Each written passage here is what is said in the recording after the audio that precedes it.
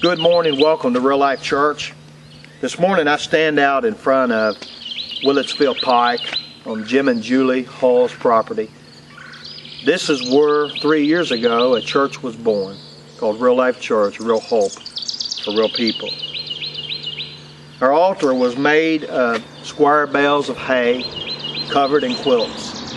But on that altar, people gathered and they prayed and they sought the Lord.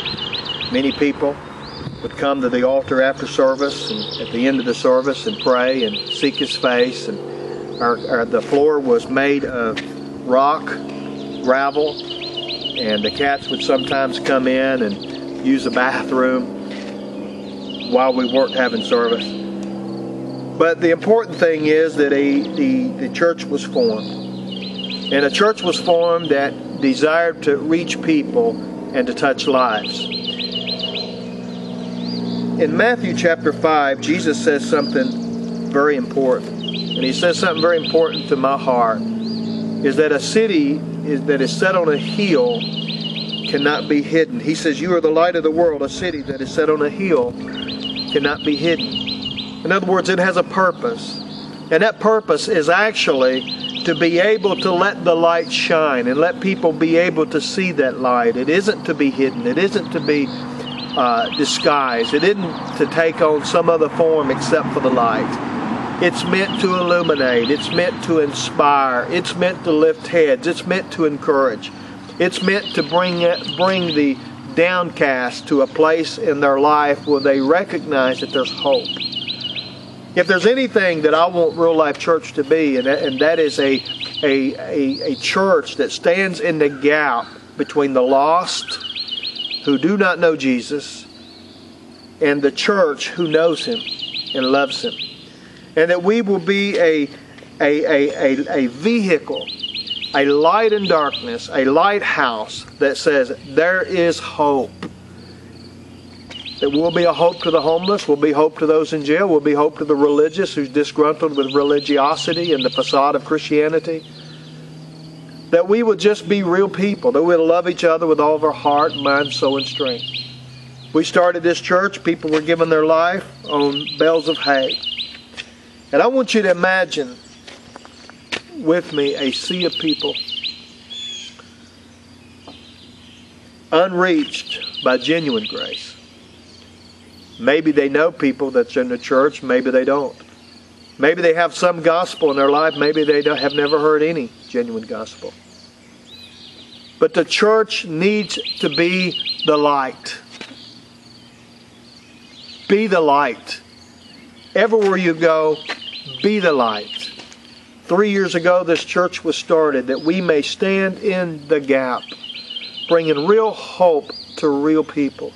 Genuine needs, real concerns, with real answers. Not that we have to come before people and present that we have all the answers, but that we know who has the answer, and His name is Jesus. And if we can just get people to Him, we get people that are able to come to a place where they have some hope in their life. We stayed in this building in 2009 for about 6 weeks and moved out on the last Sunday was Independence Day, 2009. We moved from this building. And I remember we didn't know where we were going or what we were going to do, and we looked at several places and we called several places, and it was just about to wear me out. I remember it.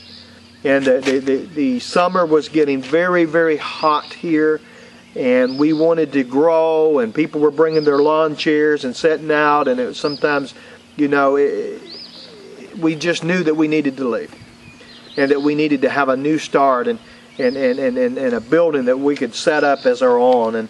And I remember praying, and we're very thankful for Jim and Julie, by the way, for what they have done and allowing this ministry to start on their property. The building was very useful for what we were trying to do and what we needed to do. But I remember we had searched for weeks and we'd made calls and we were trying to figure out what to do. And I remember I sat down on the computer. I'll never forget it. I sat down on the computer and I heard this little voice on the inside of me as I cried out in desperation, what should we do? And I heard this little voice that say, have you considered Danny's place? The church is one thing to trying to do things on your own and trying to figure things out on your own, but it's another when you hear that little voice on the inside of you, have you considered Danny's place?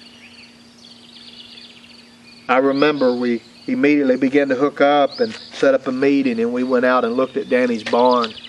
And in a minute we will be going to that place and showing you where we had our next start.